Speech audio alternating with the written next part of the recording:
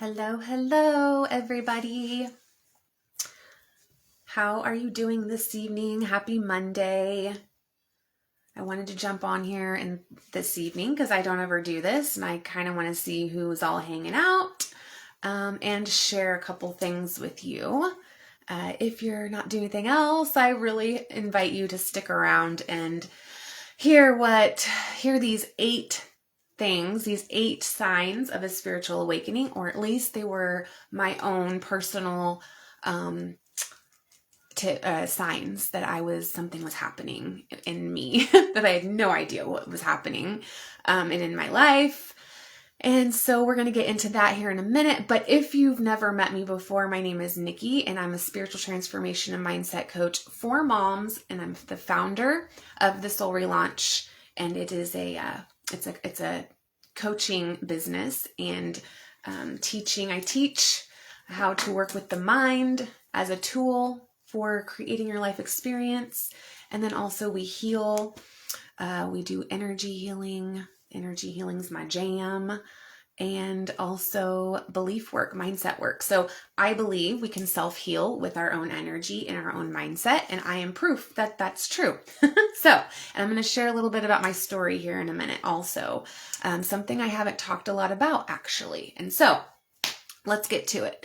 And I also want to pull some energy cards. And what are the energy cards, what they are is they pretty much, they give you a good idea of where your energy is at right now. So you know what you're creating in your life, because we create our experiences. Our experiences they bounce off our energy. And so whatever energy, whatever vibration frequency we are operating at is what we create in our life. And so let's get to it first.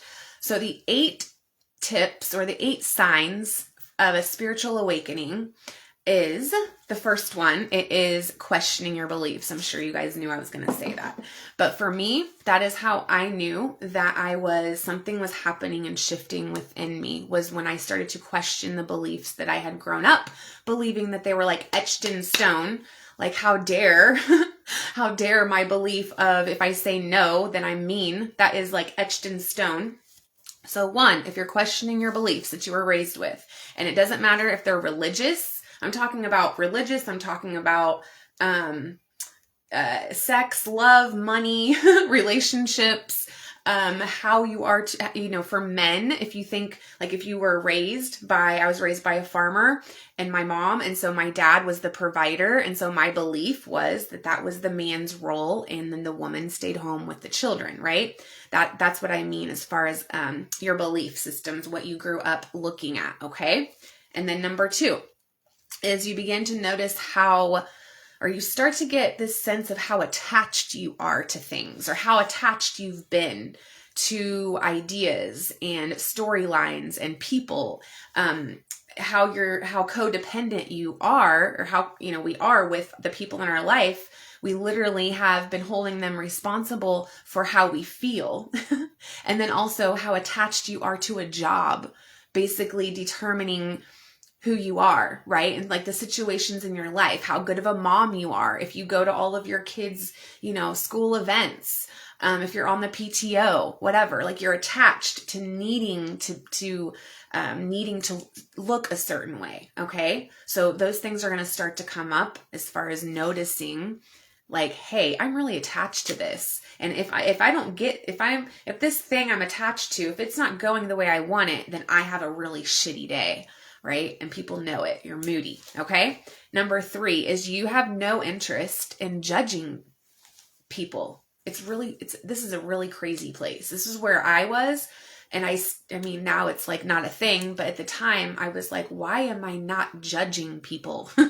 How can this be a thing? How can I not in my head, maybe I did a little bit of judging, but I was like, I didn't like gossip anymore.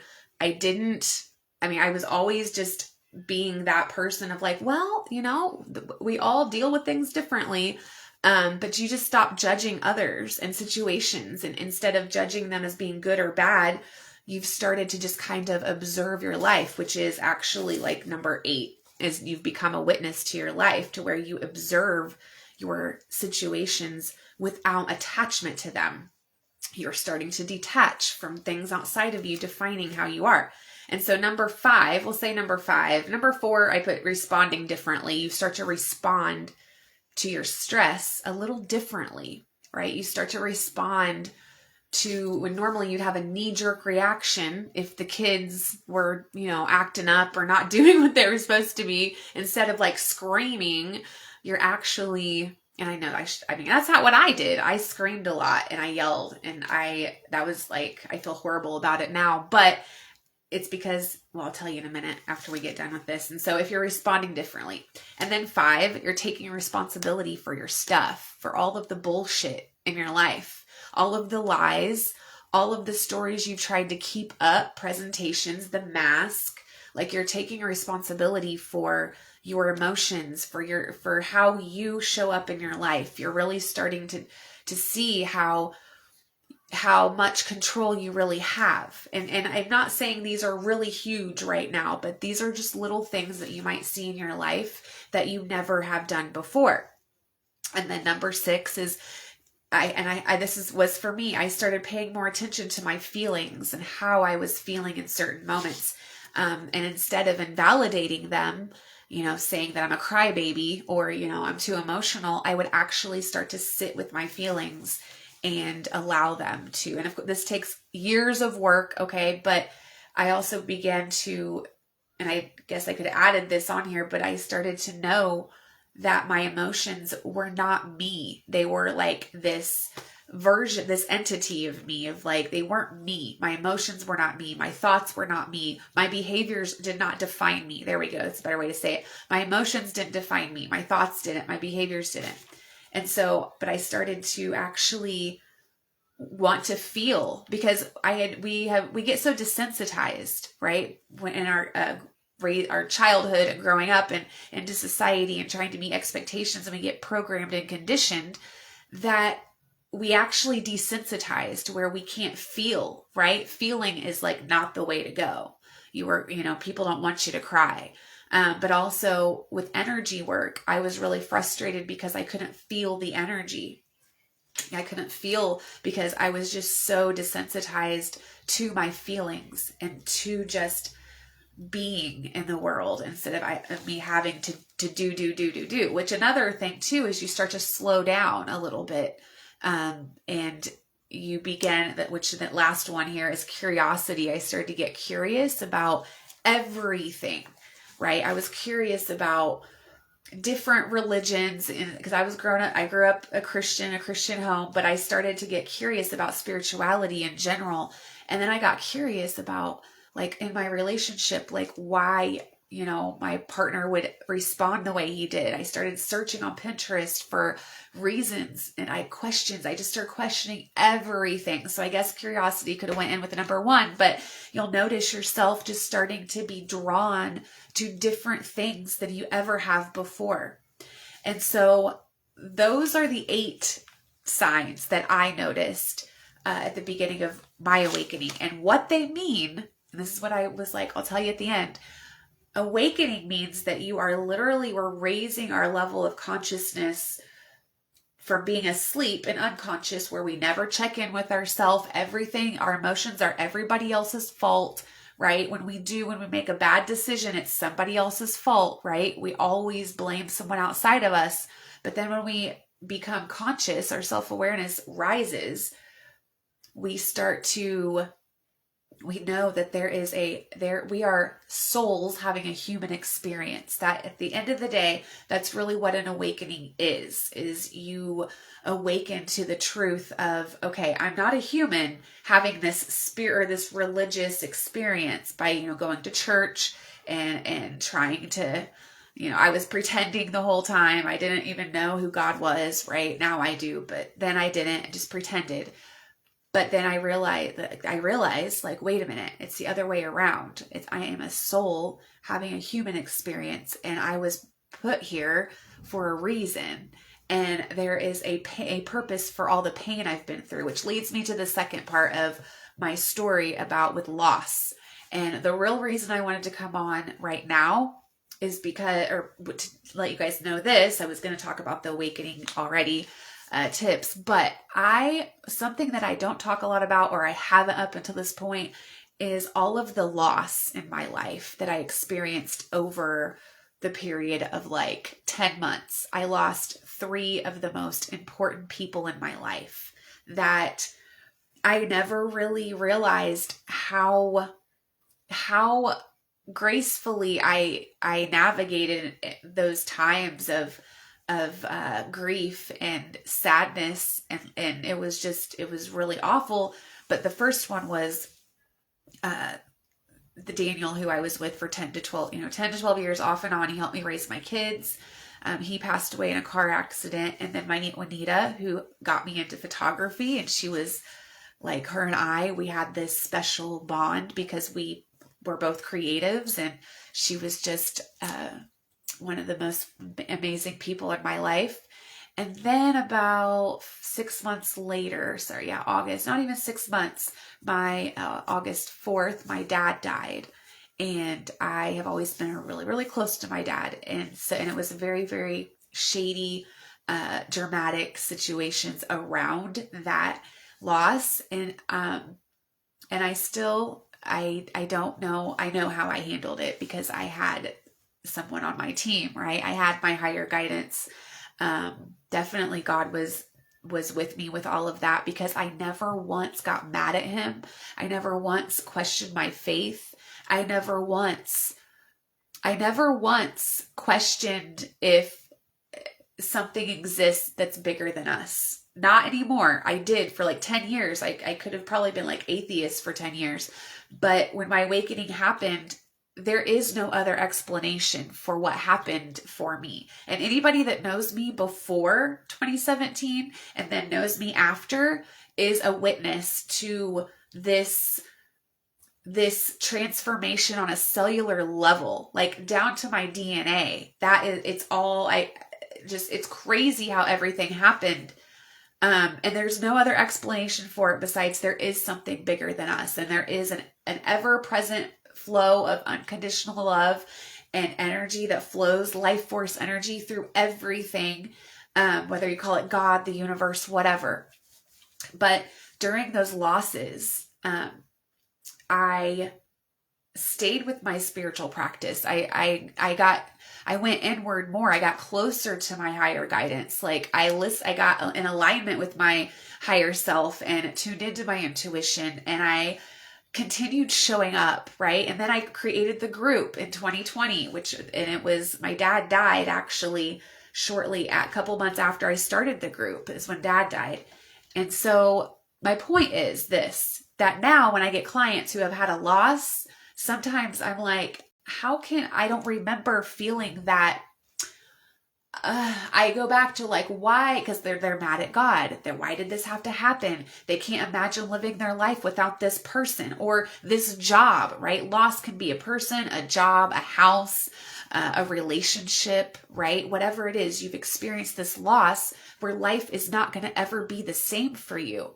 And this is change. And so now I know why I'm a coach, because I facilitate transformation. I facilitate an acceptance of change, actually an invitation of change is honestly what I help women do, is to embrace it and actually see the opportunity in it. But what I really, really want to make sure to get across in this video here is that if you've experienced loss recently, or maybe it was years ago, but it still has power, it still consumes your mind and your life and your focus, and you have a hard time being present with your kids or with your family, with your loved ones, like if it still directs your decisions, if you still find yourself depressed over it, please schedule a call with me. Please, I want to help you with this, because I actually am now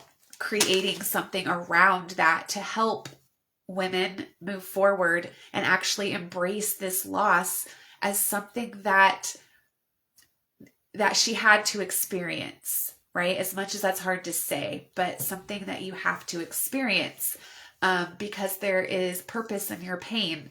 And so I wanted to go ahead and just invite you to that, because I have experienced the ultimate when it comes to loss.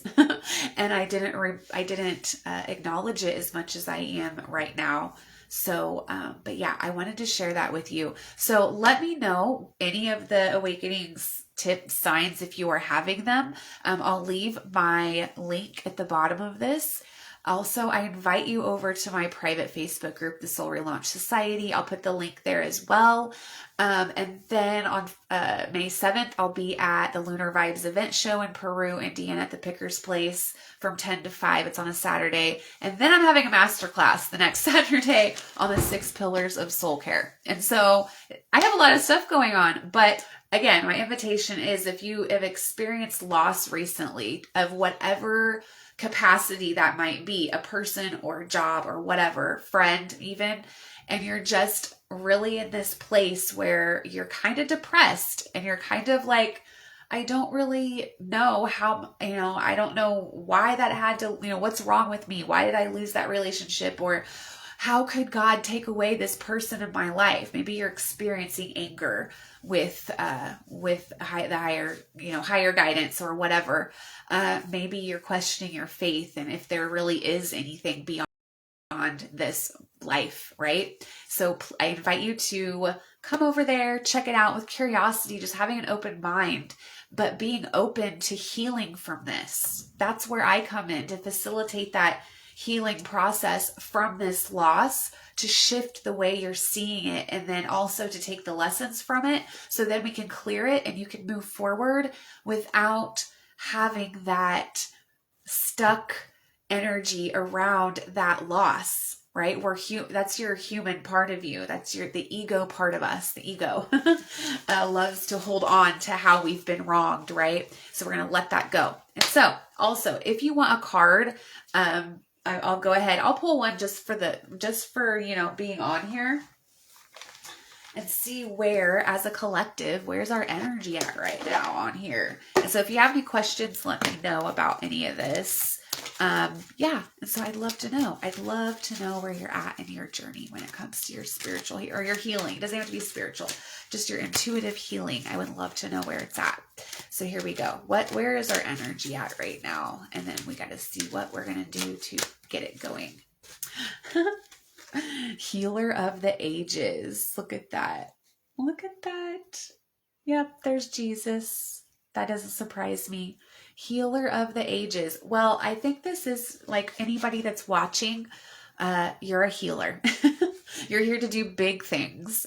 And that is what your energy is portraying right now, is that this is actually a sign of like, you have big work to do, and it's going to take healing on a monumental level, a deeper level than what you have recently or up until this point, which good job at healing whatever you have. But this is your sign. If you wanted one, here it is. We have to get over our stuff, right? Loss is loss and it's horrible, but there's something bigger than this, bigger than that going on, I promise. And so that's what we're going to find out together. And so, yeah, and I'll go into more of this over at the Soul Relaunch. I haven't got this card before, so I'm super excited. However you take this. This is saying your energy is exactly right now. What you're creating with your energy is a healing, like you are in a safe space right now to heal, first of all. But second of all, if you act on this, then you're creating something of transformation, like a healing on a transformative level. And so I hope that was pretty cool for you, because it's pretty cool for me. And you guys have a good evening. I will see you guys later. I'll be back on here tomorrow with some more information, some more tips on how to navigate change in your life. Okay? Bye, guys.